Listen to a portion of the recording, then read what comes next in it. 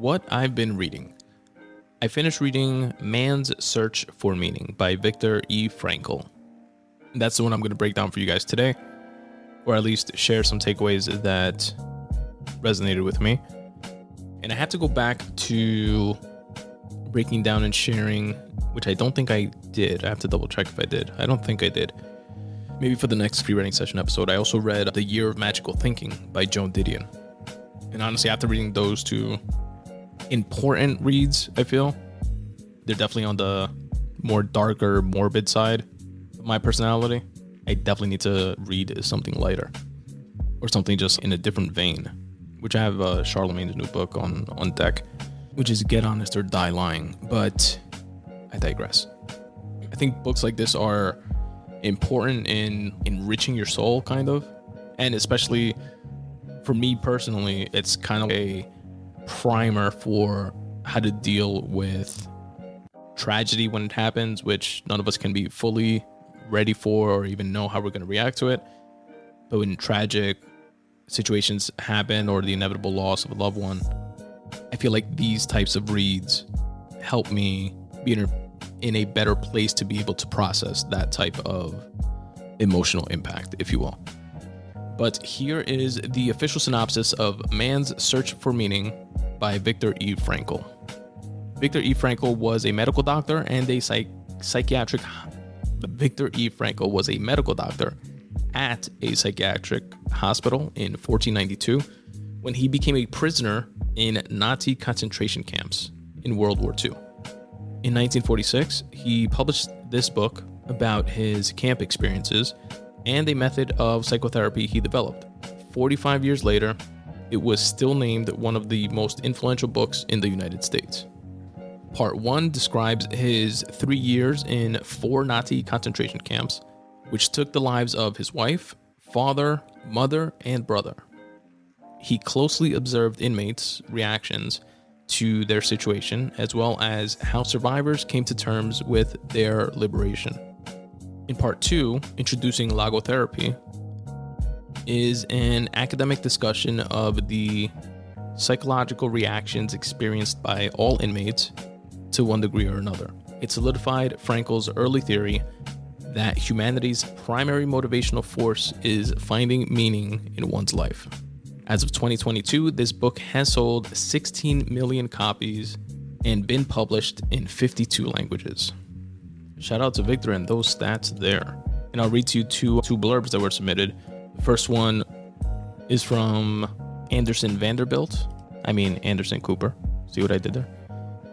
He says, "This is a book I reread a lot. It gives me hope. It gives me a sense of strength."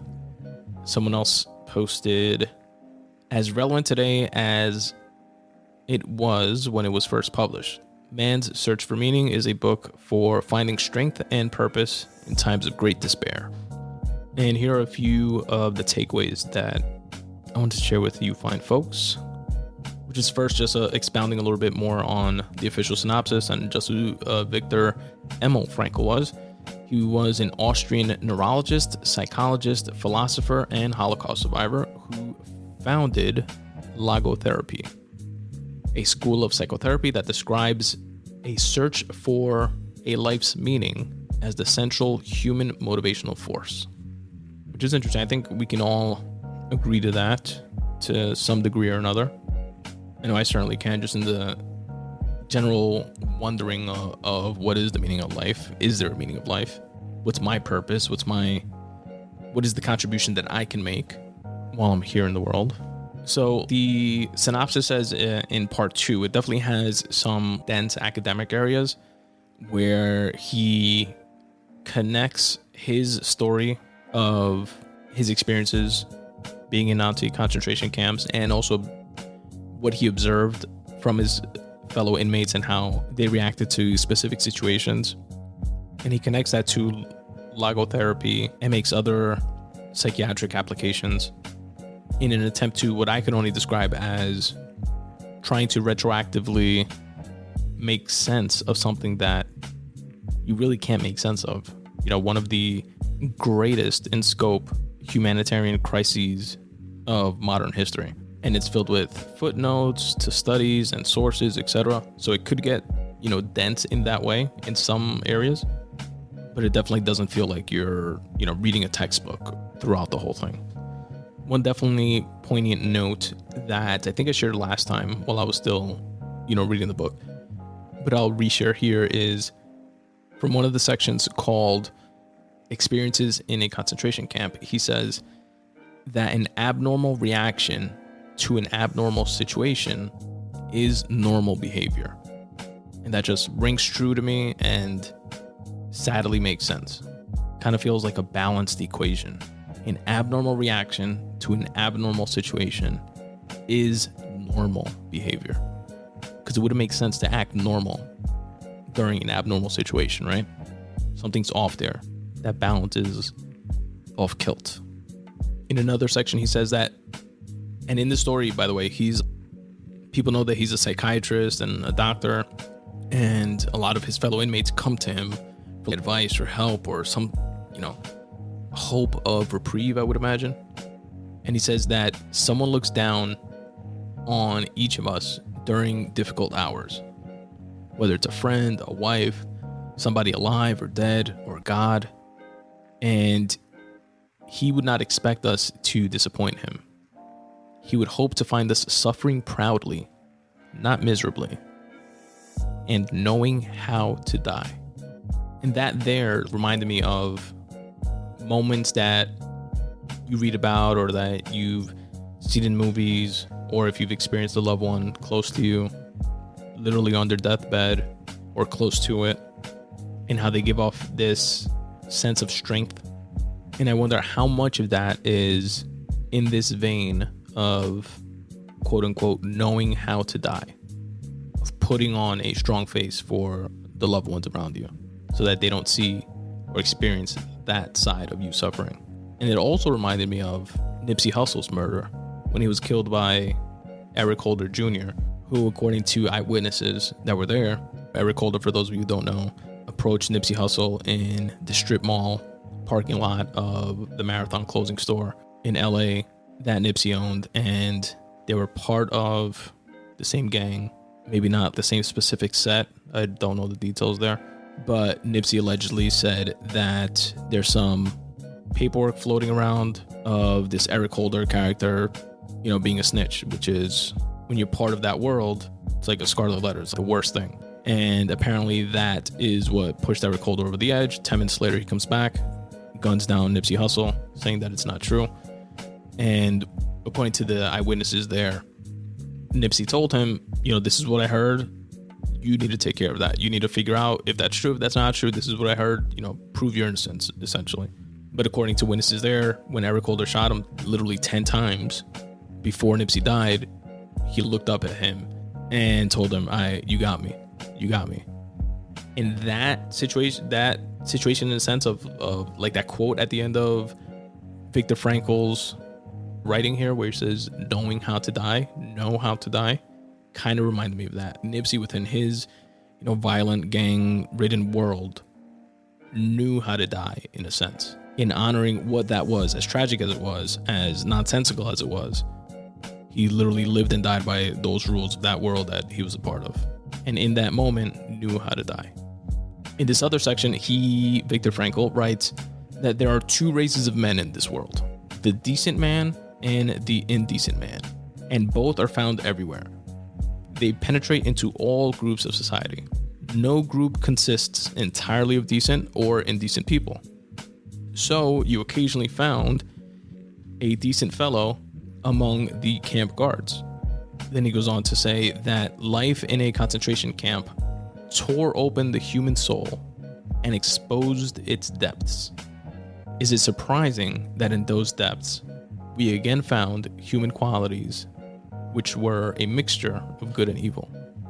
And that's crazy to have that level of objectivity, to be able to see past what's happening to you and your loved ones. Again, remember, this is a guy who lost his wife, his mom and dad, his brother, to the hands of these fucking Nazis, to the pure evil that they were a part of.